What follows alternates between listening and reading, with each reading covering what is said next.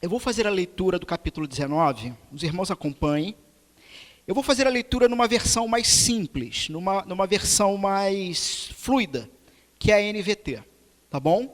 E na hora da exposição, eu vou pegar a versão da ARA. Mas eu quero fazer a leitura em versões diferentes, porque eu creio que, principalmente textos longos assim, uma versão mais fluida, eu acho que ajuda melhor na compreensão dos irmãos, tá bom? Então, Gênesis capítulo 19. Vamos ver o que diz a palavra do Senhor. Ao anoitecer, os dois anjos chegaram à entrada da cidade de Sodoma. Ló estava sentado ali. Ao avistá-los, levantou-se para recebê-los, deu-lhes boas-vindas, curvou-se com o rosto no chão e disse: meus senhores, venham à minha casa para lavar os pés e sejam meus hóspedes esta noite. Amanhã poderão levantar-se cedo e seguir viagem. Não, responderam eles, passaremos a noite aqui, na praça da cidade. Mas Ló insistiu muito e, por fim, eles o acompanharam até a sua casa. Ló lhes preparou um banquete completo, com pão fresco, sem fermento, e eles comeram. Ainda não tinham ido se deitar, quando todos os homens de Sodoma, jovens e velhos, chegaram de toda parte da cidade e cercaram a casa. Gritaram para Ló: onde estão os homens que vieram passar a noite em sua casa? Traga-os aqui fora, para nós, para que tenhamos relações com eles. Ló saiu para conversar com os homens e fechou a porta atrás de si. Por favor, meus irmãos, não cometam tamanha maldade, suplicou. Escutem, tenho 2 filhas virgens. Deixe-me trazê-las para fora e vocês poderão fazer com elas o que desejarem. Mas, por favor, deixem os homens em paz, pois são meus hóspedes e estão sob minha proteção. Saia da frente, gritaram eles. Esse sujeito é um estrangeiro que se mudou para essa cidade e agora age como se fosse nosso juiz. Faremos a você coisas bem piores do que os seus hóspedes. Então partiram para cima de Ló, tentando arrombar a porta. Os 2 anjos, porém, estenderam a mão, puxaram Ló para dentro da casa e trancaram a porta. Depois cegaram todos os homens, jovens e velhos que estavam à porta, de modo que eles se cansaram e desistiram de invadir a casa. Os anjos perguntaram a Ló: você tem outros parentes na cidade? Tire-os todos daqui, genros, filhos, filhas ou qualquer outro parente, pois estamos prestes a destruir toda a cidade. O clamor contra ela é tão grande que chegou ao Senhor e ele nos enviou para destruí-la. Então Ló correu para avisar os noivos de suas filhas: saiam depressa da cidade, o Senhor está prestes a destruí-la. Os rapazes, porém, pensaram que ele estava brincando. No dia seguinte, ao amanhecer, os anjos insistiram: rápido, tome sua mulher e suas 2 filhas que estão aqui. Saiam agora mesmo, ou também morrerá quando a cidade for castigada. Visto que Ló ainda hesitava, os anjos o tomaram pela mão, e também sua mulher e as 2 filhas, e correram com eles para um lugar seguro fora da cidade, pois o Senhor foi misericordioso.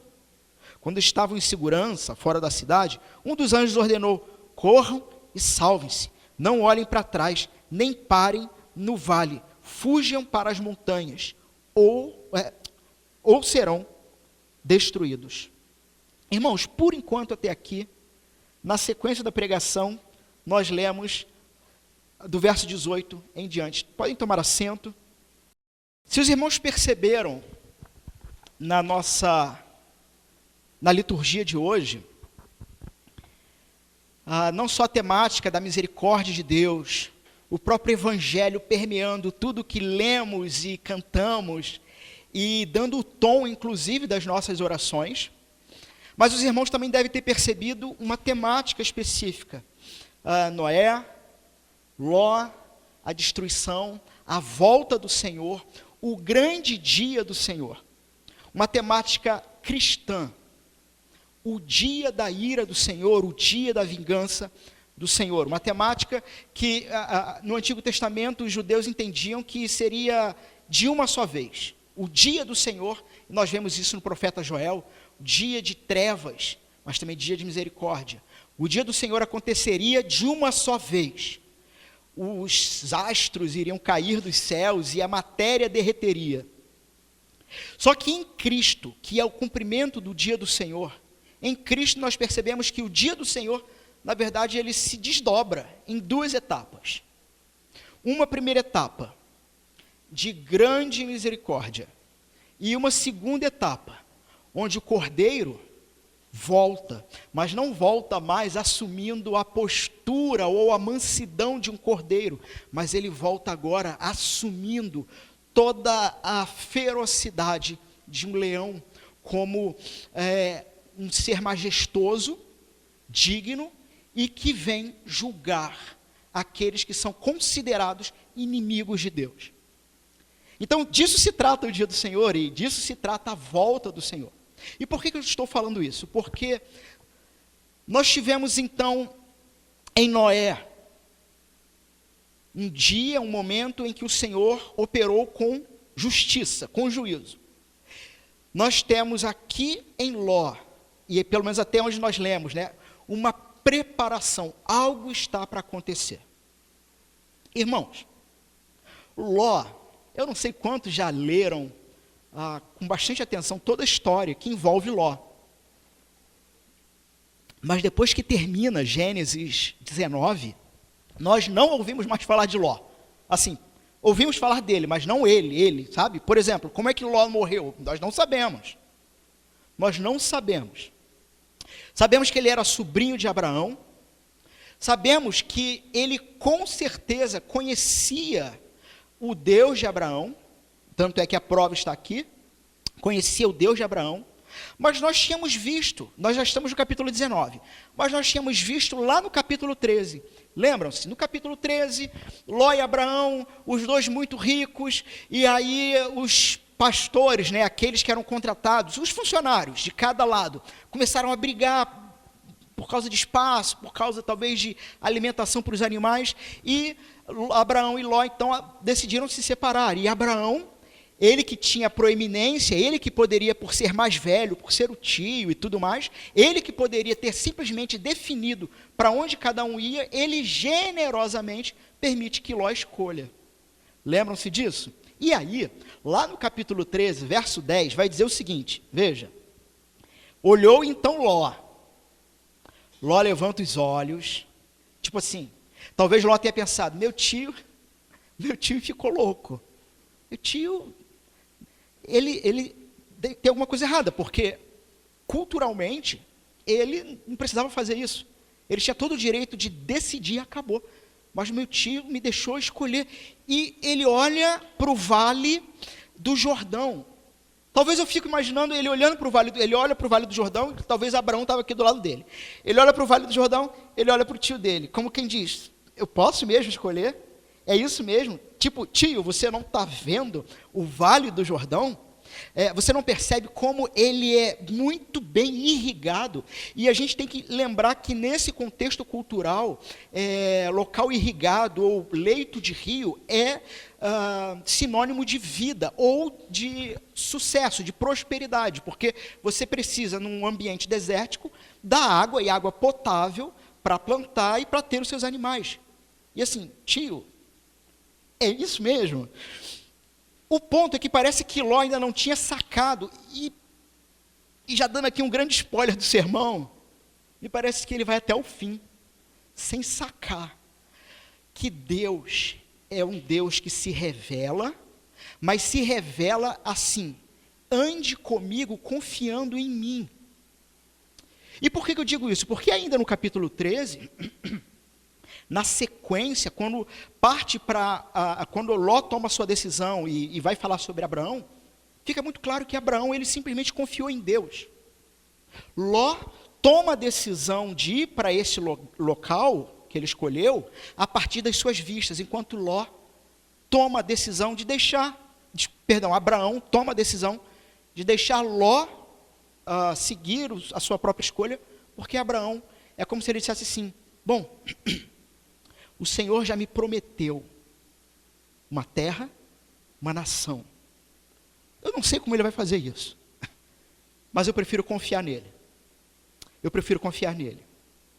E percebam então, se vocês tiverem a curiosidade, está lá no capítulo 13, verso 10, que vai dizer que ele olha, está tudo irrigado até um local chamado Zoar. Eu acabei não fazendo a leitura toda do texto, porque em alguns momentos eu vou ter que reler, então optei por parar ali, como um momento de suspense do que está para acontecer. Mas até o final do texto, vai ter um momento em que Ló vai dizer para os anjos, deixe-me ir para uma cidadezinha, chamada Zoar. Só que ainda lá no verso 10, olha só. Então, esse vale era irrigado até Zoar, e ele diz que era como o jardim do Senhor, como a terra do Egito. Ló, naquele momento de escolha, lá no capítulo 13, ele vai comparar aquele lugar com o próprio Éden, o jardim do Senhor.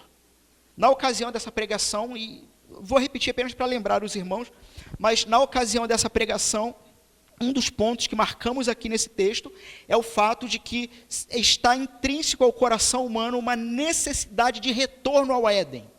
E quando a gente lembra do Éden, lá no capítulo 1, 2 e 3, e do próprio significado do nome, Éden, delícia, ou local de delícia, local de encontro, local de paz.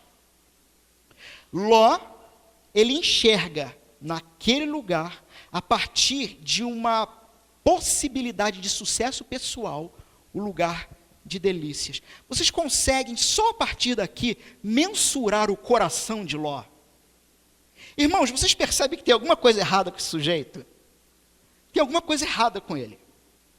Porque ele olha um lugar de grande prosperidade e diz, veja, ali é o lugar de prazer com Deus. E ele depois ainda compara com o Egito, com uma grande potência, com um lugar seguro. Parece que Ló, ele anda com Deus e ele tem alguma relação com Deus sim. Mas parece que ele ainda não entendeu completamente do que se trata de fato andar com Deus.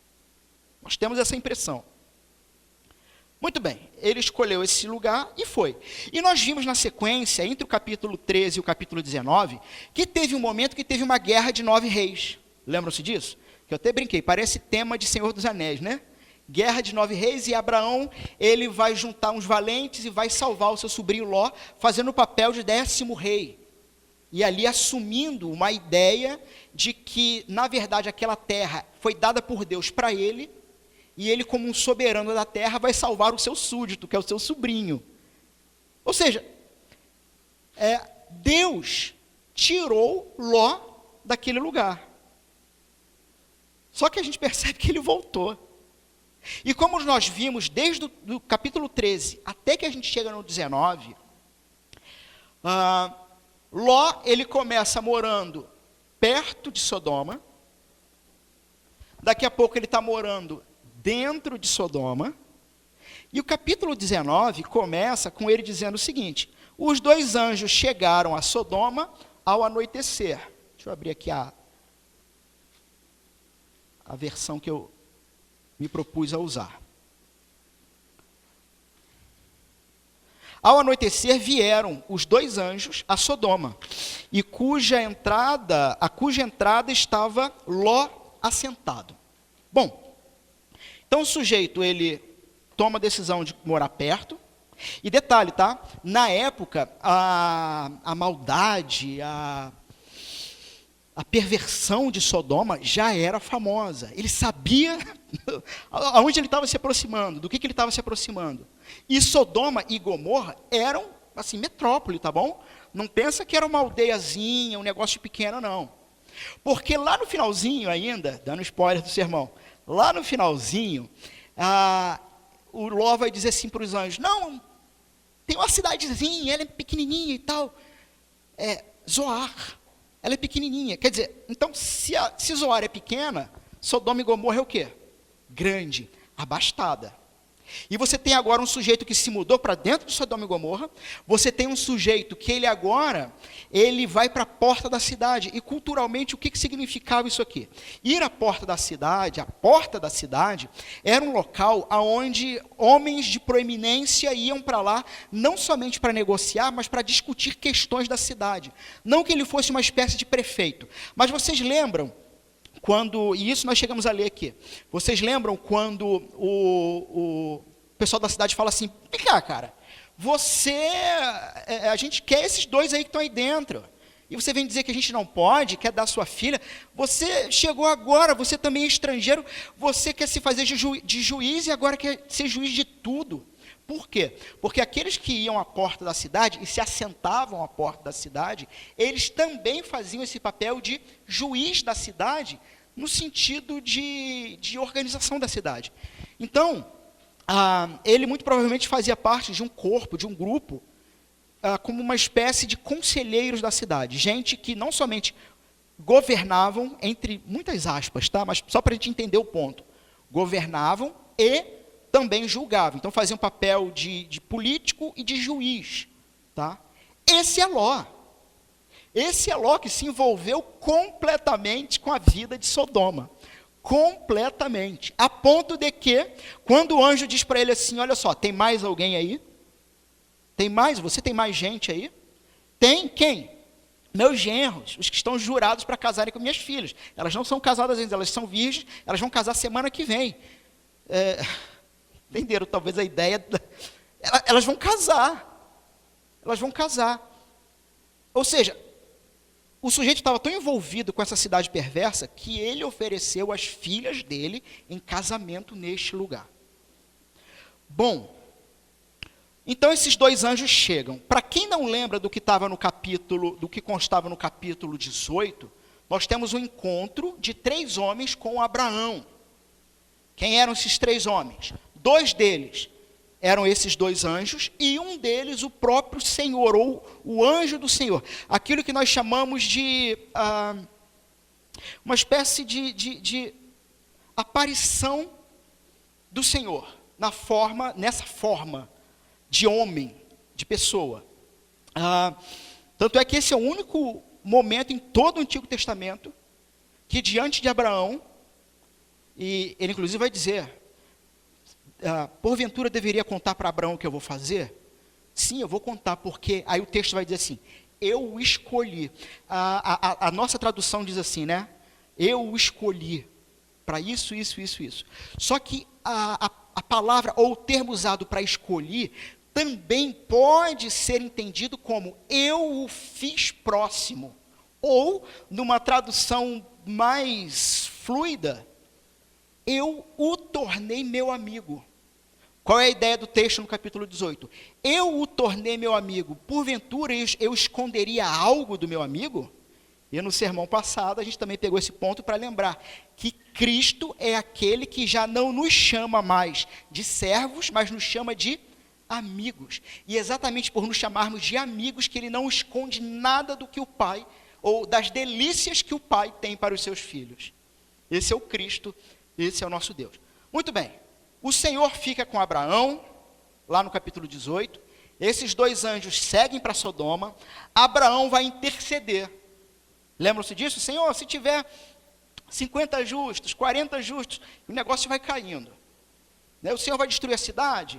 Se tiver 10 justos, o Senhor vai destruir a cidade? Não, se tiver 10 justos, eu não vou destruir a cidade. Esse foi o contexto. Chegaram esses 2 homens. Bom, quando os 3 chegaram, encontraram Abraão no capítulo 18, diz que era amanhecer, estava amanhecendo. Quando esses 2 chegaram em Sodoma, então já estava entardecendo. Então não sabemos bem o que Ló naquele momento estava fazendo ali, o que estava negociando, se não estava, se estava julgando alguma coisa. O ponto é que percebam, e às vezes esse texto passa um pouquinho batido, tá bom? Eu vou reler esse trecho na versão da Ara. Olha o que diz. Levantou-se e indo ao seu encontro, prostrou-se com seu rosto em terra. Será que ele já sabia que eram anjos? Não sabemos, o texto não diz. Ló, ele vai exercer hospitalidade. Aquilo que Abraão exerceu no capítulo 18, e um dos pontos, inclusive, na semana passada, que eu acabei não falando, dentre tantos motivos pela falta de tempo, mas é como que a questão da hospitalidade é algo que faz parte da fé e é algo que faz parte da vida cristã. Mas nós não vamos tocar nesse ponto hoje, virão outros textos mais à frente para tratarmos disso, tá? Mas Ló, então, aqui, ele vai ser alguém hospitaleiro. Só que acompanhem o meu raciocínio e vejam se isso faz sentido.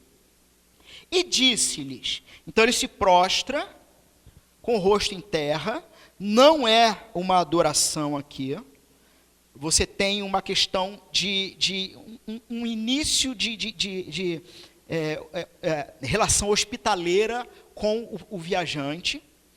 E disse-lhe, verso 2, eis agora, meus senhores, vinde para a casa do vosso servo. Então, vem para casa, vem para minha casa, vem para minha casa. Pernoitai nela e lavai os pés. Passem a noite e lavem os pés. E aí, ele fala um negócio esquisito. Eu não sei se vocês perceberam isso, mas ele fala um negócio esquisito. Levantar-vos-ei de madrugada e seguirei o vosso caminho. Ué, por quê? O que estava vendo? Por que a porta da cidade, Ló corre, se prostra e diz, olha só, vem lá para casa, vocês lavam os pés, descansam um pouco e de madrugada vocês saem de fininho? Percebem essa ideia do texto? Alguns autores vão dizer que Ló talvez tenha reconhecido, sim, que eram homens diferentes ou seres diferentes. E alguns autores vão dizer o seguinte, que é como que se Ló, sentado à porta da cidade, visse aqueles dois vindo de longe e pensasse assim com seus botões, talvez batendo assim na sua perna. Problema. Está vindo problema. Tem alguma coisa errada. Eu estou tão bem aqui nessa cidade, minhas filhas vão casar, eu estou à porta da cidade. Não, sim, a cidade é Sodoma. Talvez, né, fazendo aqui assim um contratempo, né, ele talvez lá naquela época, não, tudo bem, é o centro do Rio de Janeiro. Ou, sei lá, é o Brooklyn, às 3 da manhã. Mas eu tenho aqui uma certa segurança que eu trabalhei para ter desde o início. E eu acho que tem problema vindo ali.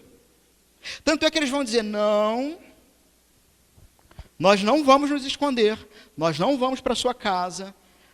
Talvez como eu dissesse, olha, tá, eu sei o que está por trás da sua oferta. Nós não vamos para a sua casa, nós vamos para a praça.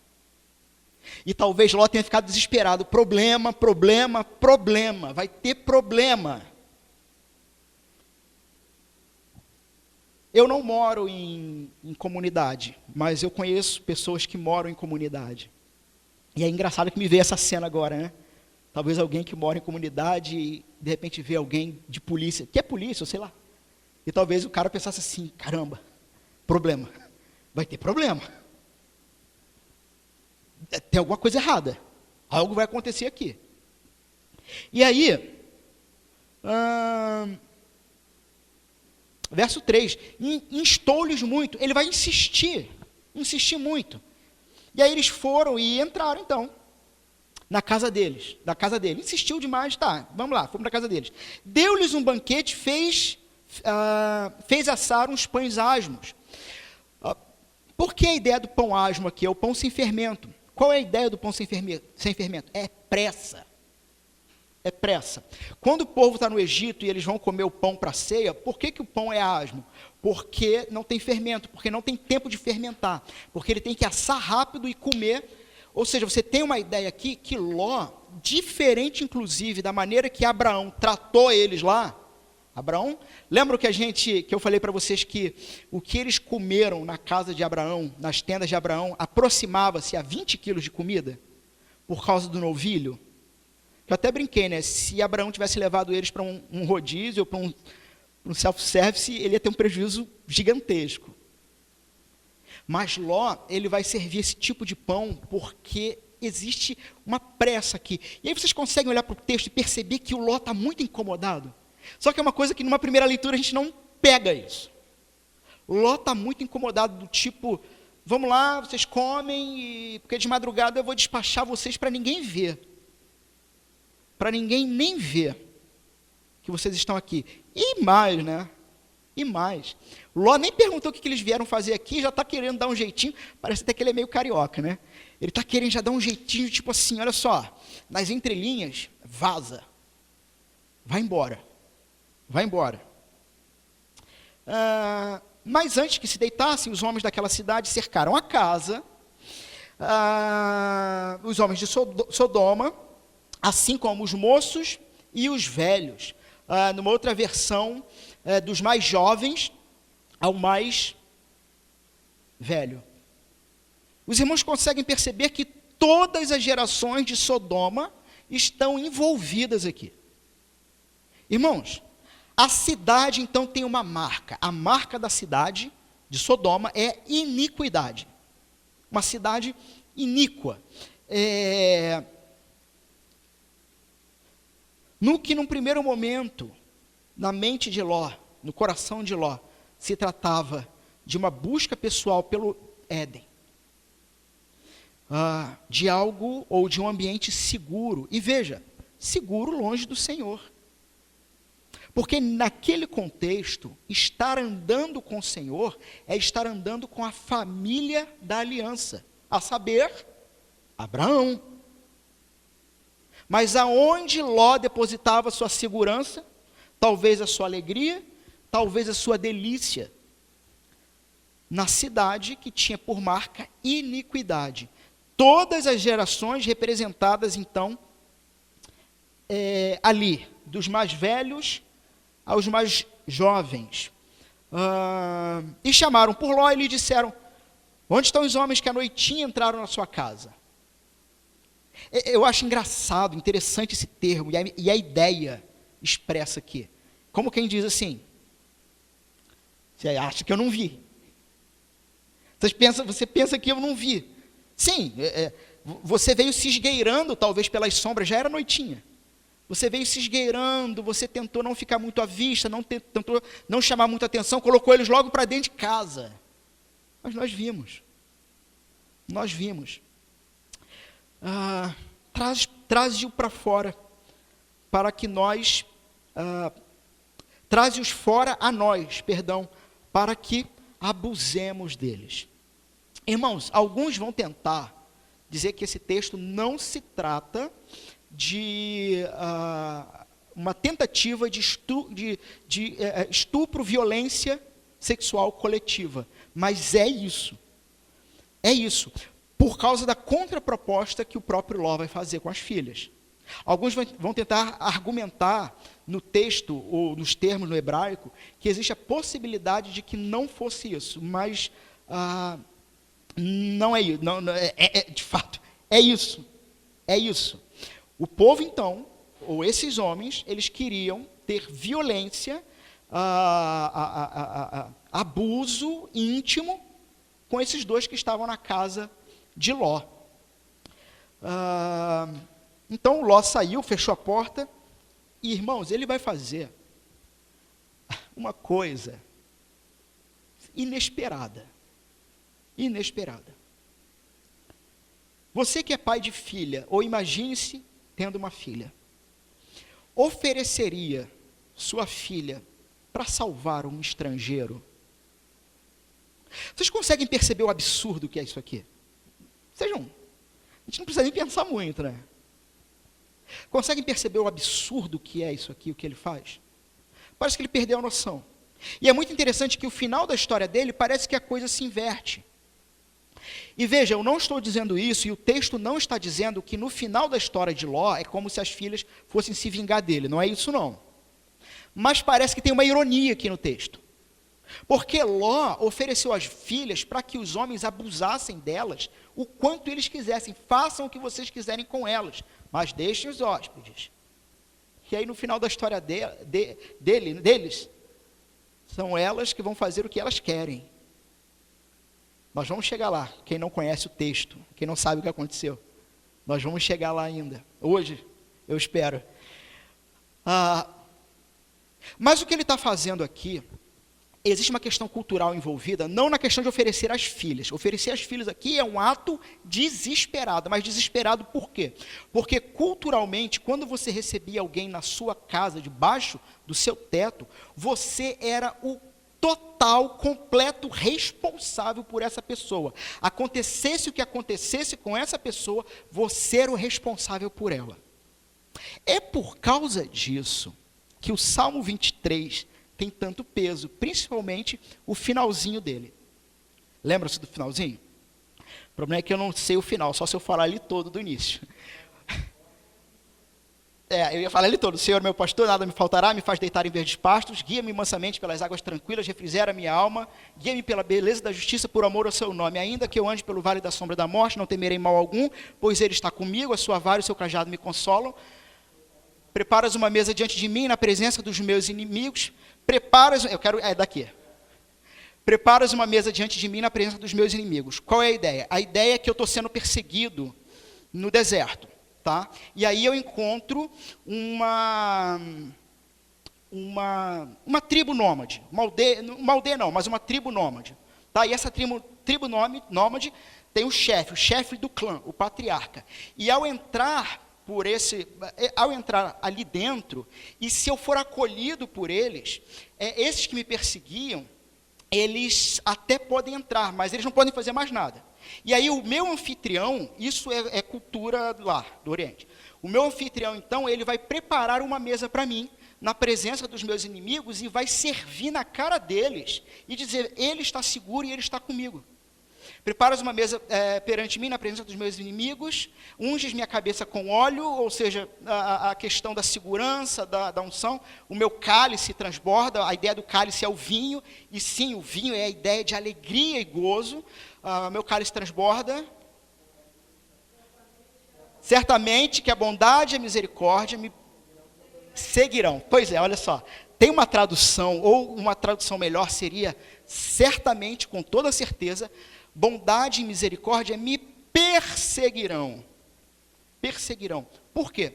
Porque por eu ter sido tão bem tratado por esse anfitrião, e ele sabe que tem gente me esperando lá fora da aldeia, ele manda 2 dos mais fortes seguranças dele para me levar em proteção até a próxima cidade, para eu não ser atacado. Quais são, no Salmo 23, 2 dos mais fortes seguranças do Senhor?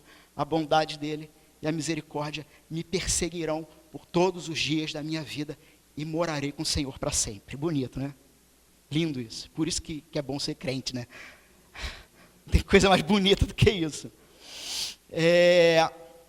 Então, é por causa desse contexto que Ló está desesperado com o que vão fazer com o cara, porque, com os 2 anjos, porque eles são de responsabilidade plena de Ló. E aí ele oferece as filhas. Irmãos, a gente tem que ver isso aqui, inclusive, o texto é tenso, o trecho é tenso, a maneira que você lê, talvez dê um tom interessante. Porque está lá o sujeito desesperado, talvez argumentando, usando até linguagem corporal para tentar argumentar o cara, para tentar apaziguar os caras. Percebe como é que Ló chama eles?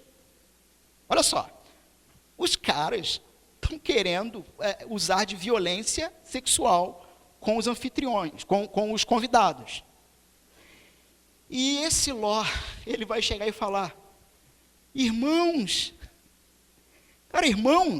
Ló, tu tá maluco, você enlouqueceu, irmãos, não façam uma atrocidade, irmãos. E perceba o seguinte,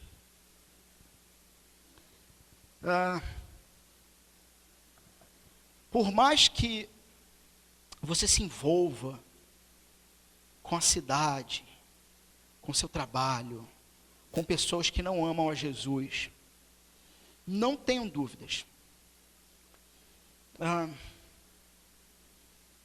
Não vou dizer todos, não vou generalizar, mas através de Satanás, o mundo vai tentar te cooptar. O mundo vai tentar te tornar igual a eles. Nem que seja para dizer, tá vendo como é que eu sou legalzinho? Eu sou moderninho, sou crentinho moderninho. Eu uso gel azul no cabelo, sei lá. Não tem algum problema necessariamente com isso. Mas, sou moderninho. E aí você vai abrindo concessões, começa a morar às portas de Sodoma, daqui a pouco você está morando dentro, daqui a pouco você faz parte, daqui a pouco suas filhas vão se casar lá, daqui a pouco você chama eles de irmãos, mas quando chegar um determinado momento da vida que você precisar dizer para eles, não, gente, isso está errado, isso não é assim. A primeira coisa que eles vão fazer é te lembrar de quem você é. Vem cá. Você não era o crente? Por que você está agindo como a gente? Ou, no contexto aqui de Ló, você não é um de nós. Você é estrangeiro também. Quem você pensa que é? Você se esqueceu de quem você é? Às vezes o próprio diabo fala isso para a gente, né? Esqueceu quem você é, né? Irmãos, o diabo é o pai da mentira, mas ele fala a verdade de vez em quando. Tá bom? Não tenham dúvida disso. Nem tudo que ele fala é mentira, não. Né? Não se esqueçam que são os demônios os primeiros a reconhecerem Jesus como filho de Deus. São os primeiros. É o filho de Deus. Então, eles também, de vez em quando, falam a verdade. Bom, e aí, então, eles, porém, disseram, retira-te, a gente não quer elas, queremos o estrangeiro. E aí eles partem para cima, e vocês têm que entender que, de repente, um desses anjos meio que agarra, vocês têm que imaginar a cena, um braço saindo, ele tinha fechado a porta atrás dele. O negócio foi tão rápido que o próprio Moisés, redigindo o Gênesis, parece que ele não teve nem tempo de dizer que abriram a porta. Ele só disse o seguinte, saiu um braço, agarrou o Ló e puxa ele para dentro, fecha tudo, e tá os caras lá fora desesperados, querendo entrar, querendo derrubar tudo. Fecharam a porta e feriram de cegueira aqui. Não é a ideia de que eles ficaram cegos para sempre, até porque eles morreram, mas não é a ideia de uma cegueira permanente, é uma ideia de uma forte luz em que há uma cegueira momentânea, e diz o texto que eles vão ficar tateando, procurando a porta até cansar, e vão embora. Então não era uma cegueira permanente, mas eles ficam cegos com alguma coisa ali. A gente pode lembrar, talvez, da cegueira momentânea de Paulo também, né, que passou um período em que ele simplesmente não enxergava. Então, disseram os homens a Ló, tem aqui mais alguém? E aí, gente, Ló, por isso que eu falei que ele é uma figura controversa. Ló é um cara todo errado. Gente, irmãos, Ló não tem credibilidade com os genros. Os genros acharam que ele estava, desculpa a expressão, de zoeira. Não, você está... Não. A pergunta é, e isso é interessante, a pergunta é, Ló não tinha credibilidade com eles, o que é até possível, mas Ló era um homem de respeito, respeitado na cidade, pelo fato de ele estar à porta da cidade. Ou Ló deu a notícia para eles, mas assim, nem ele acreditava. Sabe quando você fala uma verdade que é da parte de Deus, mas que nem você tem tanta convicção assim? Por que você está falando isso? Vamos ver no decorrer do texto que, na verdade, o coração de Ló ainda se encontrava ali. Ele queria continuar ali. Ele não estava acreditando. Gente, a vida do sujeito, simplesmente, de um dia para o outro, ou de uma madrugada para uma manhã, a vida dele foi completamente transformada, e tudo que ele penou para construir foi consumido, acabou. E ele tinha se separado de Abraão lá no capítulo 13, já rico, e indo para uma terra de mais possibilidade de riqueza, e simplesmente acabou. Talvez a ideia dele falar com os genros dele assim, rapaziada, e talvez gaguejando, talvez sem muita convicção, olha, a gente tem que sair daqui, porque, né, aí ele batia assim na mesa, assim, porque a cidade vai ser destruída. Sogro, para de bobeira, não é possível, não, isso aí. E eles então acharam que Ló estava brincando. Eu digo isso porque a gente sempre tem a impressão, quando a gente lê o texto, que Ló realmente estava ali e vai se acabar tudo.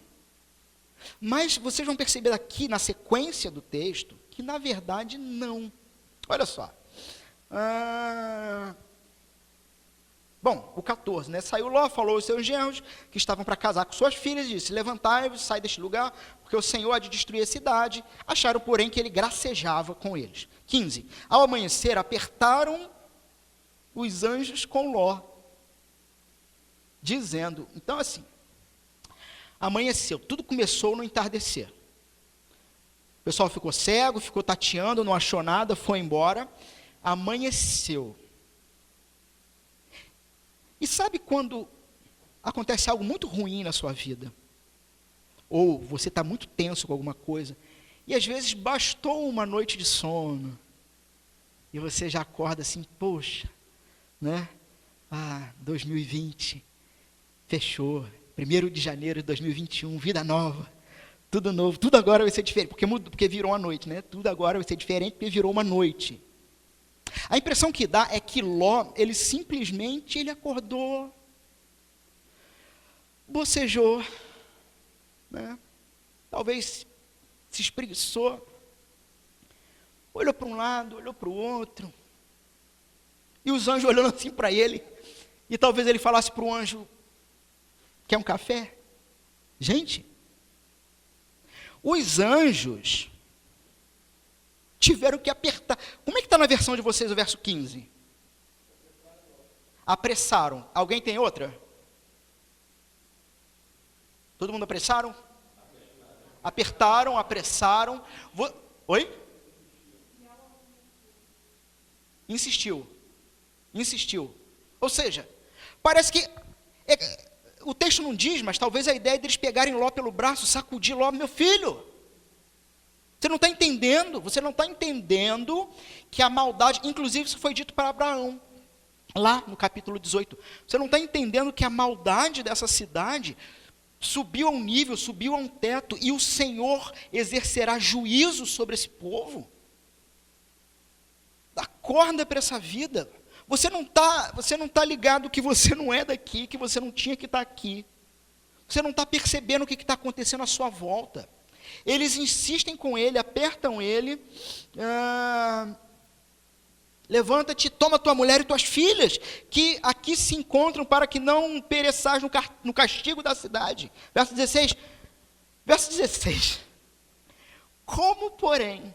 Eu não sei, eu leio o verso 16 e lembra aquela musiquinha da Branca de Neve com os passarinhos vindo? Né? Como, porém, se demorasse. Como é que está na versão de vocês?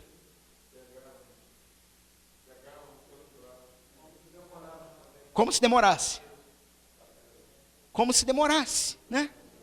Talvez ele pegaria ali uma flauta transversa, e aí os passarinhos viriam ajudar ele a fazer a cama com o lençol. Gente, se trata aqui de um homem que realmente não quer que não quer sair, porque não quer que Deus exerça justiça. Porque a justiça de Deus neste contexto fará com que ele perca tudo. Eu não sei se talvez ele está numa tentativa dos anjos se cansarem. Tipo, o cara é meio carioca mesmo, é brasileiro. Eu vou ganhar no cansaço. Esses caras não vão destruir essa cidade. Por quê? Porque a minha morada é aqui. Porque minha vida está aqui. Porque se eu sair daqui, nada mais faz sentido. Ainda é dramático, né? Nada mais faz sentido. Nós paramos no 16. Pegaram-no os homens pela mão, a ele, a sua mulher, suas filhas. Os caras tipo expulsaram, pegaram eles, suas filhas, que aqui, verso 16. Sendo-lhe o Senhor misericordioso. Olha só. O Senhor sendo misericordioso. Irmãos, todo mundo aqui sofre tentação o tempo inteiro. Isso aí. E todo mundo aqui peca. Não é possível. Se você não peca, eu não consigo nem pensar nem numa piada para fazer com isso. Não, todos pecamos. Todos estão destituídos da glória de Deus. Todos pecaram, não há um que busque, não há quem procure. Todos estão afastados. E ainda assim, nós cristãos que carregamos nessa carne as manchas da marca do pecado, ainda caímos em tentação, o que significa sim o pecado, a prática do pecado.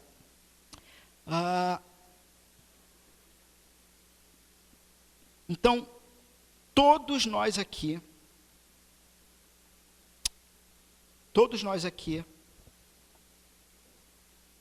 somos pessoas necessitadas da misericórdia constante do Senhor. Constante do Senhor. E por que eu comecei falando sobre a tentação?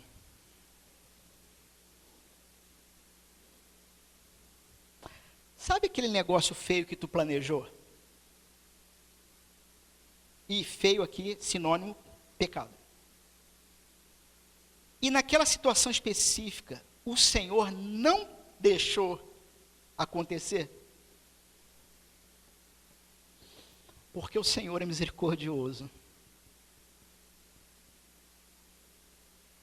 Nós somos preservados não porque somos bons, e quando eu digo que Ló é um sujeito controverso, é interessante prestar atenção nesse detalhe da vida dele.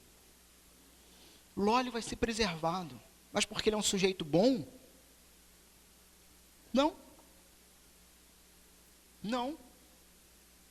Mas porque o Senhor age com misericórdia. Lá em 2 Pedro, deixa eu ver se eu botei o texto aqui para que a gente ganhe tempo. Não, infelizmente eu não coloquei. Mas lá em 2 Pedro capítulo 2, verso 6 em diante, o 5 em diante, vai falar sobre Ló. E vai dizer que Ló é justo. Depois de ter traçado todo esse perfil do que está acontecendo em toda a história aqui, aí a gente vai lá para 2 Pedro e fala, Ló é justo. Mas por que Ló é justo? Pensa um pouquinho, por que você acha que Ló é justo? Ele fez alguma coisa para ser justo? Porque o Senhor é misericordioso. E uma coisa que o Ló não vai se ligar, vamos em frente, olha só.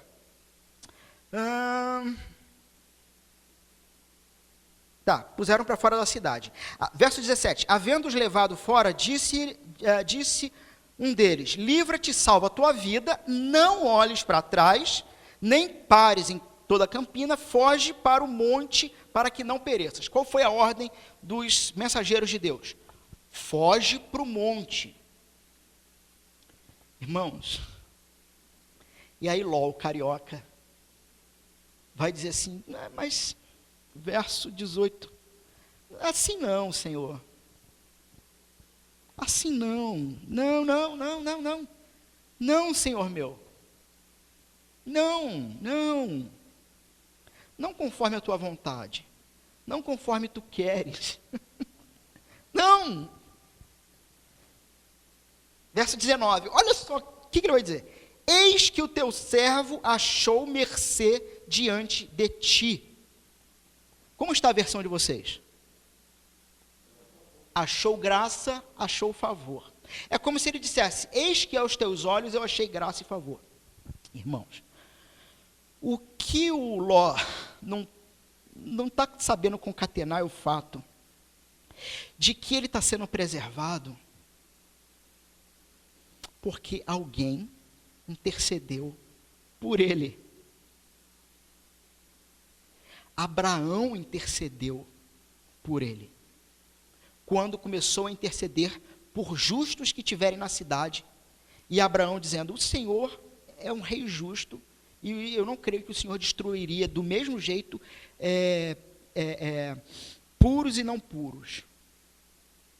Se tiver 10 na cidade, 10 justos e ímpios, se tiver 10 justos na cidade, o Senhor preserva a cidade? Se tiver 10, eu preservo. Não tinha 10. Não tinha 10. O que o Senhor fez? Tirou os justos para destruir a cidade. Mas por que ele é justo? Porque ele foi justificado no sentido de que alguém intercedeu por ele e o Senhor, com misericórdia, agiu em favor de Ló. Só que Ló está achando que é ele que é o cara. Ló está achando que é ele que, olha, eu achei graça aos seus olhos, eu achei favor. Então, assim, eu sei que o Senhor está me mandando para os montes e E aí vocês percebam como é que Ló, ele tem essa necessidade, e isso, mais uma vez, é algo que revela um coração representante da humanidade caída. Ló tem a necessidade de ter a segurança da sua vida nas suas próprias mãos. Não, Senhor, nos montes não. Tem uma cidadezinha menor, é ali, logo à frente, que vai ser chamada de Zoar. E deixa ir para lá. E Deus, que ainda é misericordioso, deixa ir. Deixa ele ir. Muito bem, muito bem. A gente sabe o que vai acontecer. Fogo e enxofre, então. O dia do Senhor, pontualmente ali, vai chegar. O dia em que depois Jesus, os autores do Novo Testamento, vão usar como referência, né? Assim, nós lemos aqui hoje, assim como foi nos dias de Ló, que eles bebiam, comiam, coisa e tal, de Noé. E assim como foi nos dias de Ló, que eles negociavam e tudo mais, de repente veio, e ninguém esperava. E assim será o dia da vinda do Filho do Homem. Quando fala assim, que como um raio, um relâmpago que aponta no Oriente, some no Ocidente, não é a ideia de de repente o povo vira fumaça, né? Tudo Drácula, tudo bateu uma luz do sol e virou fumaça todo mundo. Não. A ideia do relâmpago que bate e some é a ideia do ser repentino. É a ideia de que você não tem controle nenhum sobre aquele acontecimento. Né? Jesus, por exemplo, quando vai dizer que, como num piscar de olhos, não é um piscar de olhos e quem estava do teu lado sumiu. É um piscar de olhos porque nenhum de nós planeja piscar o olho. Acontece. Acontece. Essa é a ideia. É repentino. O Senhor preserva o seu justo, não porque Ele é bom, mas porque Ele é misericordioso. Mas em que contexto, como o Senhor pode preservar os seus justos nessa terra, tirando dessa terra antes do grande juízo? Porque alguém que é maior e melhor do que Abraão, intercedeu por nós e intercede até os dias de hoje, e até a volta dele próprio, e até toda a eternidade, sendo o nosso representante de corpo presente. Jesus Cristo, quando voltar, ele vai fazer o papel que Adão falhou, nos governar, e na viração do dia, e aqui lógico, é uma forma poética de falar do fato, mas na viração do dia, aquele que vai prestar contas diante do Pai por todos nós, todos os dias, para toda a eternidade, é o próprio Filho de Deus. É por isso que depois do retorno dele, não existe chance de começar pecado e tudo de novo. Porque quem garante agora é um representante maior e melhor. É o próprio Deus encarnado. E mais. Sim, nós somos tão ruins quanto Ló. Nós somos tão apegados a esse mundo quanto Ló. Nós queremos ter a segurança das nossas próprias vidas a partir do que nós construímos às vistas dos nossos olhos, como Ló, nos metendo em enrascadas, inclusive, como Ló. Ló estava naquela cidade por escolha própria. Mas é interessante que lá no 2 Pedro também, capítulo 2, versos 6, 7, 8, vai dizer que Ló, ele não gostava da prática da cidade. Ló não gostava da prática da cidade. Interessante isso. Vamos tirar essa dúvida? Vamos abrir nossas Bíblias então. Percebi algumas sobrancelhas franzindo. 2 Pedro, capítulo 2.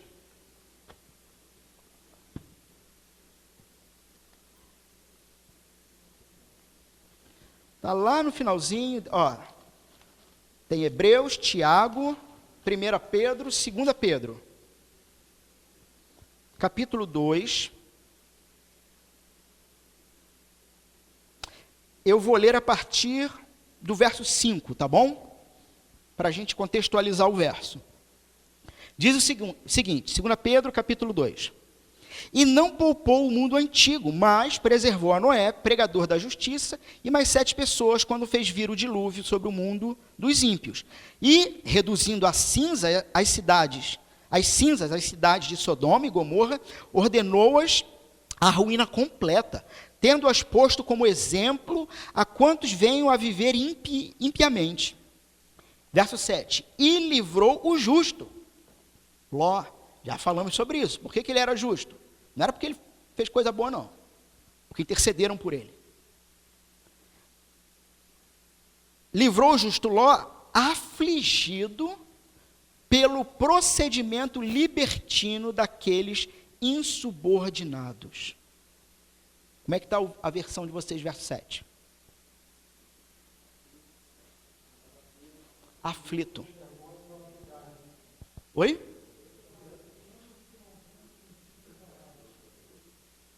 Ou seja, Ló gostava do que acontecia em Sodoma? O que o texto diz? Não. Como é possível a gente não gostar de determinados hábitos, de determinadas práticas, de determinadas maneiras em que o nosso trabalho diz que devemos conduzir este trabalho, ou que os amigos à nossa volta dizem que devemos conduzir a nossa vida? Por que nós temos plena convicção que eles estão errados? Por que nós temos plena convicção de que não deve ser assim? Mas a gente continua ali. Percebem como não faz sentido isso? Irmãos, isso somos nós. Mas graças a Deus, porque nós temos um Senhor que intercede por nós. É interessante que a gente vai chegar até o final da história hoje, se Deus quiser. Vamos fechar esse capítulo hoje. Mais à frente vai ser mais curto. Não vamos mais ouvir falar do Ló, né? Ele como pessoa e coisa e tal, como é que ele morreu. Mas ele vai ser chamado de justo. Esses somos nós. O problema é que Ló, ele não se emendou. O que eu estou dizendo? Que segundo Pedro, que redigiu 2 Pedro, Ló foi salvo. No entanto, aqui nessa terra, teve uma vidinha medíocre e miserável. Parece louco para vocês? É possível nós sermos cristãos. Me veio uma palavra aqui que eu não sei se eu devo usar. Mas a gente vê muito, meus irmãos, e como nós vemos isso. Eu vou usar.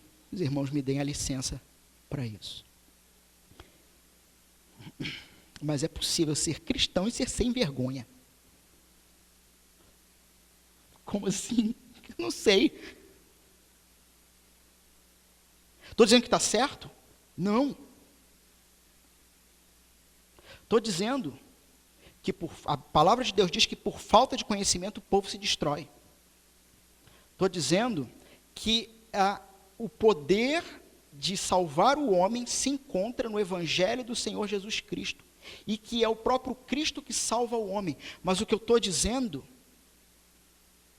é que tem muitos que ouvem desse Evangelho, que provam da delícia, da comunhão de pessoas que amam esse Evangelho, mas que parece que em determinados pontos nevrálgicos da vida não tomam decisão. Eu não estou falando de decisão de salvação, não, estou falando de tomar decisão meu irmão, você é crente ou não é? Você tem compromisso com Deus ou não tem?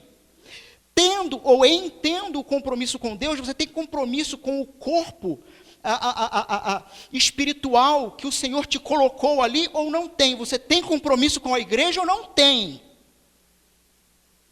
Porque tem alguns que só querem vir para um ambiente como esse, provar o mel, cantar, chorar, ter uma catarse. Catarse é bom que não deixa de desenvolver câncer. Tenha logo uma catarse, chora, bota as mãos para o alto, coisa e tal.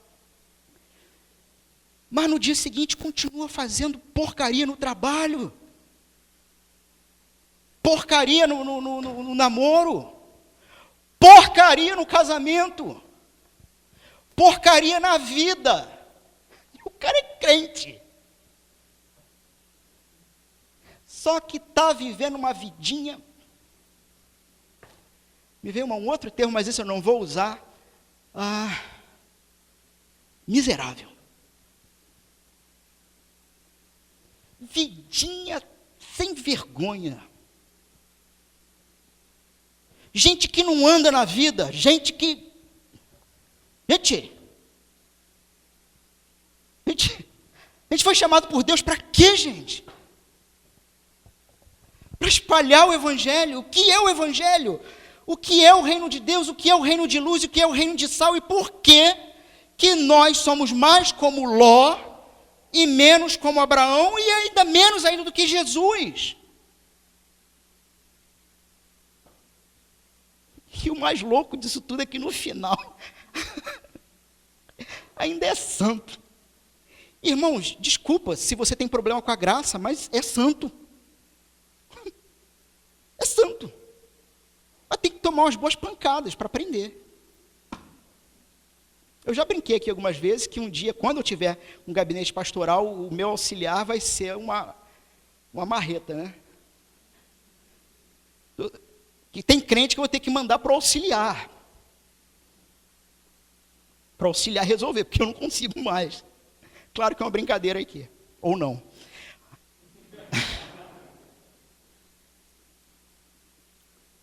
Mas, irmãos, o final da história de Ló é triste. A mulher dele vai virar estátua de sal, vocês já sabem disso. O coração dela estava lá.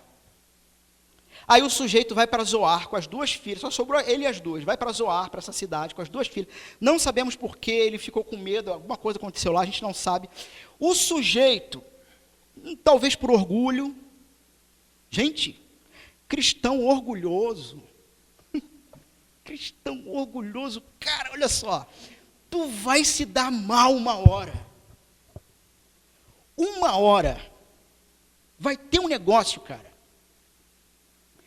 que por orgulho tu vai tomar um caminho que tu não vai conseguir mais voltar, já era, vai ter que assumir as consequências desse caminho.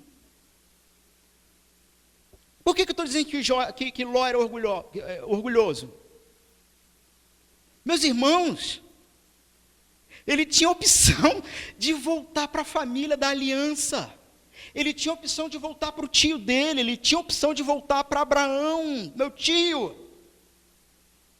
Eu pequei, eu errei, eu decidi conduzir a minha vida pelas vistas dos meus olhos, garantindo a minha existência, a minha sobrevivência e o meu nome, em vez de deixar o meu nome diminuir para que o seu nome cresça. E, pastor, por que você está fazendo essa analogia de Ló e Abraão assim? Porque Abraão, em determinados momentos da vida dele, é um protocristo, porque é exatamente isso que a gente devia fazer com Jesus, né? Que meu nome não seja meu, mas que o seu nome seja. Ele poderia voltar, mas não, ele vai fazer a opção então agora, olha que loucura. Ele pega as filhas, olha só, quer saber? Eu não vou, meu tio vai ver que eu fiz besteira. Olha só, vamos morar na caverna agora. Pronto, gente, que doideira, né? Vou morar na caverna. Na caverna. Tem gente que faz opção de morar na caverna. Tem gente que faz opção, não quer se arrepender, não quer perceber o erro. Sabe que foi preservado por Deus, mas continua acreditando que é porque teve mérito pessoal. O cara não se liga que há um intercessor. Ele acha que é mérito, ele acha que não. Ó. E Deus ainda fez pouco, porque eu fiz coisa pra caramba para ele. O cara não entende que não é por ele, mas é pelo Cristo que deu vida a ele. E vai morar na caverna, e na caverna as filhas embebedam ele. E, irmãos, pecado é um negócio que a gente não consegue ter o menor controle sobre as consequências. O menor controle. Porque da relação incestuosa, e veja, isso aqui não é cultural não, tá, irmãos? Isso que as filhas vão fazer aqui com Ló, isso aqui não era aceito. Isso aqui, nos documentos antigos, das culturas, um desses documentos, por exemplo, o Código de Hammurabi. No Código de Hammurabi, se houvesse uma relação incestuosa, a pena era capital, era morte. Isso que as filhas vão fazer, inclusive elas vão dizer, não, vamos fazer isso aqui para preservar o nome do nosso pai e coisa e tal. A gente não sabe até que ponto o motivo era sincero, era honesto. A gente não sabe, mas não importa. Não importa. Ló talvez tinha que ter lembrado, né, da história de Noé. Pô, Noé lá, meu ancestral, saiu da arca, se embebedou. Irmãos, é pecado beber vinho? Não. A Bíblia diz que é pecado se embebedar, fazer vergonha. Eu não tenho o direito de proibir os irmãos do que a Bíblia não proíbe. Não é pecado beber vinho. Bebida fermentada, bebida forte. O pecado se encontra em que quando você despeja sobre o vinho o alívio da sua vida ao invés de no próprio Senhor. O pecado se encontra em quando você despeja no próprio vinho suas mágoas e enlouquece.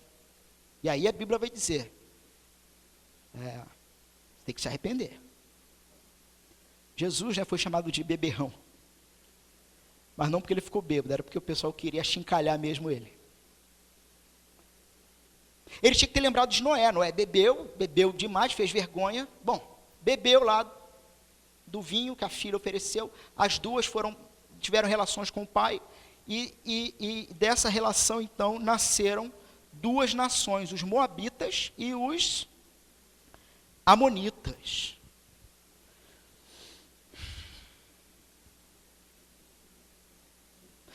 Nós não sabemos o quão longe nosso pecado pode chegar. Dessa relação nasceram duas nações que só criaram problema para o povo de Deus. O pecado, então, é como um abismo que chama outro abismo. Sabe aquela história de que você conta uma mentira e para sustentar a primeira tem que contar mais 20. E a cada uma das 20 são mais 20.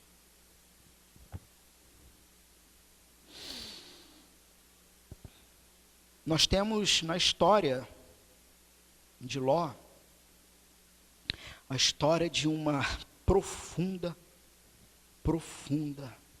escuridão. Não sabemos mais o que aconteceu com ele. Mas sabemos que ele é justo. É muito louco aquela coisa dele oferecer as filhas, né? No lugar dos estrangeiros. Pois é. Jesus é maior e melhor do que Ló. Porque Jesus não ofereceu ninguém pelo estrangeiro. Jesus se ofereceu. Só que ele não se ofereceu por amigos. Ele se ofereceu por inimigos. E na morte, ressurreição e fé nele, somos feitos amigos, para a glória dele, pela misericórdia do Pai. Nada é nosso, nada vem de nós. Efésios vai dizer sobre boas obras, ou as determinadas, as famosas boas obras, mas ele vai dizer o seguinte, que nós fomos retirados do império das trevas, colocados no reino do Filho do amor de Deus, e lá em Efésios vai dizer que para que caminhássemos nas boas obras que foram preparadas de antemão pelo próprio Pai. O que significa que nem mesmo as boas obras que nós fazemos são nossas, mas foram boas obras que o Pai preparou para que nós a cumpríssemos. Trocando em miúdos. Gostaria muito que essa frase fosse minha, mas não é. Então eu tenho que dar, ou a ideia, né? Tenho que dar a devida honra.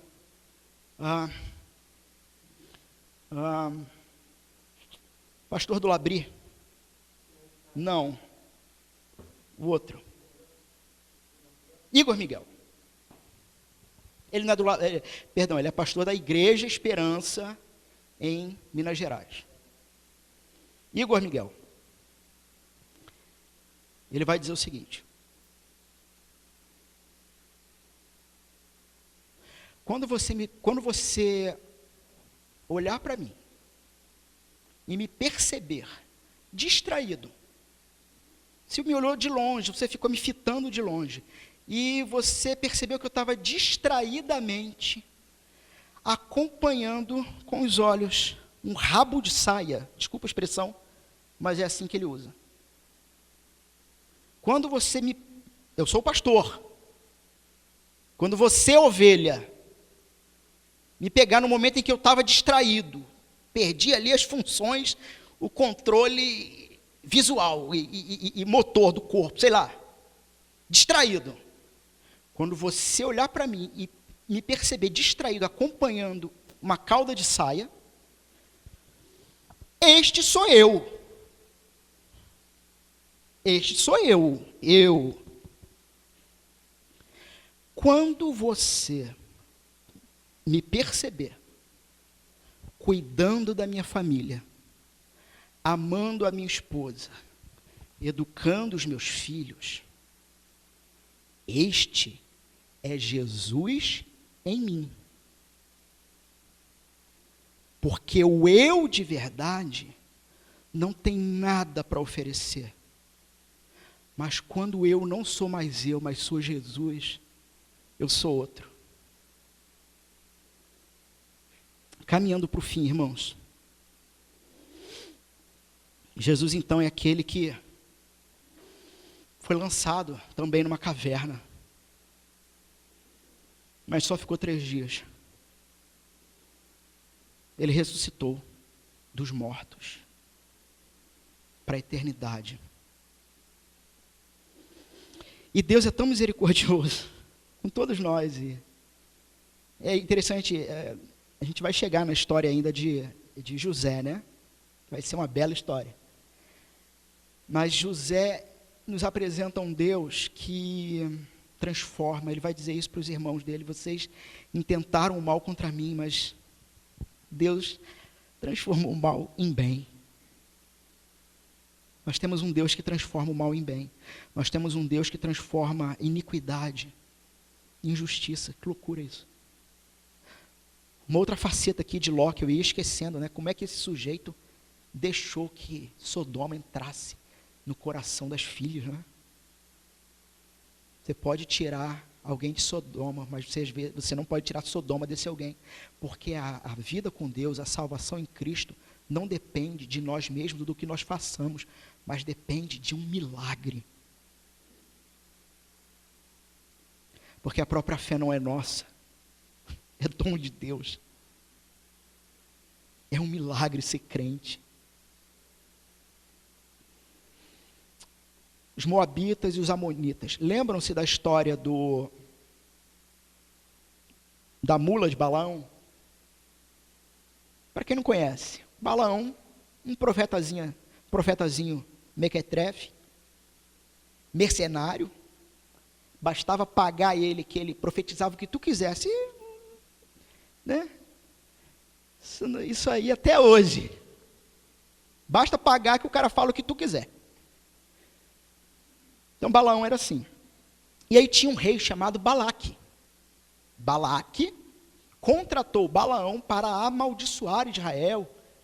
E Balaão fez de tudo e não conseguiu. Aí aqui a gente fala a história da mula, é porque teve uma hora que a mula vai corrigir, vai chamar a atenção de Balaão. Só que Balaque e Balaão não tiveram sucesso por aí. Porque aí Balaão vai dar uma outra ideia e Balaque vai fazer. O que eles vão fazer? Vão arrumar e vão pegar as mulheres e vão seduzir Israel. E aí Israel vai começar a pecar, se misturando com outros povos e com idolatria. Balaque, que foi o rei que contratou Balaão, ele era moabita, descendente de Ló. Nós não conseguimos ter controle sobre o pecado. Mas Deus é bom, porque tem uma outra moabita que vai fazer toda a diferença. Uma mulher chamada Ruth. Abram suas Bíblias em Mateus, capítulo 1, verso 5.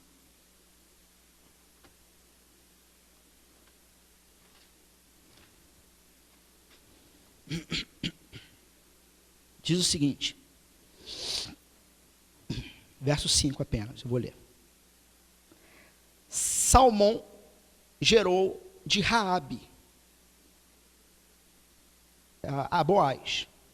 Este de Ruth gerou a Obed, Obed a Jessé. Jessé gerou o rei Davi. Essa Ruth é a Ruth, lá do livro de Ruth, moabita.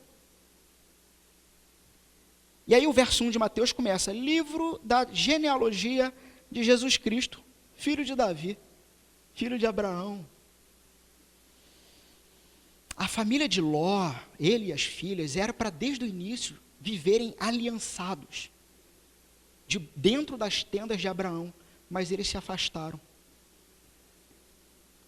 Mas desse próprio afastamento, o Senhor, dessa linhagem de povo caído, da iniquidade, o Senhor trouxe o Rei da Justiça, para que justificasse Ló, justificasse Abraão, justificasse Davi, todos esses são pequenininhos, e justificasse a mim e a vocês. Creiam no Senhor Jesus, aquele que é o único digno de ser amado, glorificado, cultuado, aquele que é o único digno de você dizer, imite-o. Não tente imitar os heróis da fé, porque eles são chamados de heróis porque Cristo os justificou. Nós somos chamados de heróis, nós somos vistos pelo Senhor como santos, porque Cristo nos justificou. Mas fica aqui o desafio para cada um de vocês, para cada um de nós.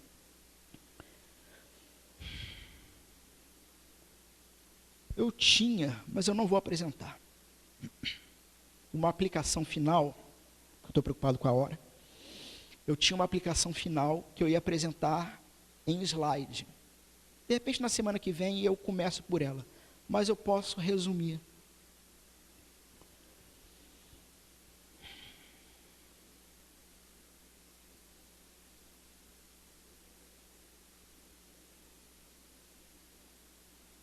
Nós, normalmente, tocamos a nossa vida a partir de 3 grandes fatores. O que pensamos, as narrativas que criamos ou que acreditamos, o que o nosso corpo diz. Por exemplo, se você tem sede ou você tem fome, isso pode ser uma força motriz para você ir em ação. E pelo nosso contexto social. Sabe aquela frase? Você é a medida das 5 pessoas mais próximas? É essa a ideia. Isso porque, às vezes, nós tentamos mudar a nossa vida a partir de nós mesmos. E muitos de nós pensamos que, olha, eu não tenho força de vontade. A questão não é força de vontade.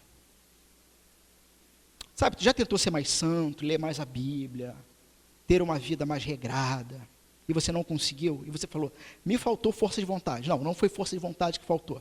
Brian Smith, do livro Maravilhoso e Bom Deus, ele vai dizer que a força de vontade é apenas um cavalo que obedece os comandos do seu cavaleiro.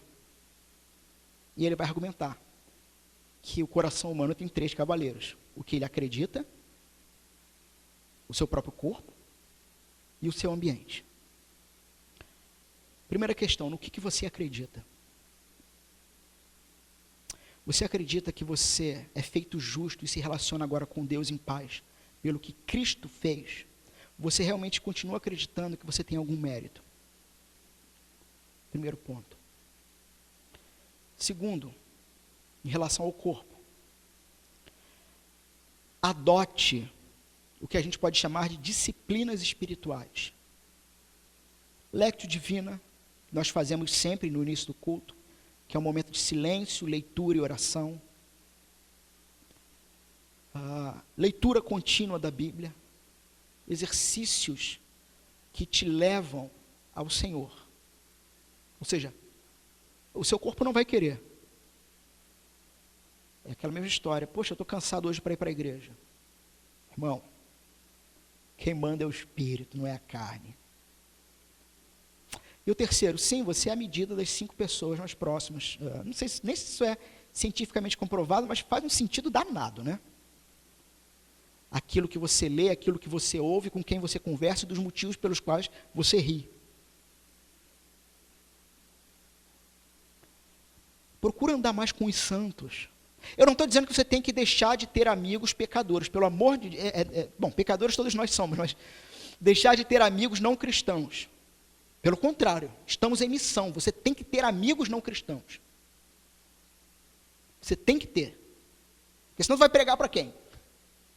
Mas o ponto é, você quer ter uma influência que te ajude a controlar certas tentações e pecados? Anda com mais santos. Anda com mais crentes, sabe?